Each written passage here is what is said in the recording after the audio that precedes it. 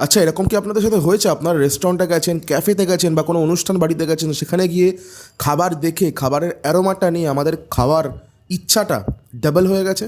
হ্যাঁ, হয়, আমি জানি। আজকে আমরা একটা ক্যাফেতে গেছিলাম, এই সায়েন্সটা শেয়ার করা যাক। আচ্ছা, আমরা যখন খাবারটা দেখি না, আমাদের ব্রেন না অ্যাক্টিভেটেড হয়ে যায়। আমাদের হাইপোথ্যালামাস খাবারের ইচ্ছাটাকে সাথে সাথে ডাবল করে দেয়। আর আমরা জানি ডোপামিন বলে একটি হরমোন আছে, যেটাকে ফিল গুড হরমোন বলা হয়, সেইটি রিলিজ হয়। এর কন্ট্রোল কিন্তু হাইপোথ্যালামাসের কাছে। ডোপামিন রিলিজ হলেই আমাদের আমাদের মনটা না মনে হয় যে একটা আলাদা সুখ পাচ্ছি, বেশ সুন্দর লাগছে, মনটা প্লেজারফুল লাগছে। তারপর খাবারটা আসলে না, বা খাবারটা যখন আসছে, এই সময়ের মধ্যেই আমাদের স্টমাক থেকে আরেকটি হরমোন রিলিজ হয়, তার নাম হচ্ছে গ্রেলিন। এই খিদে বাড়িয়ে দেয়। খাবার আসার আগেই খাবার দেখেই খিদে পাচ্ছে বেশি।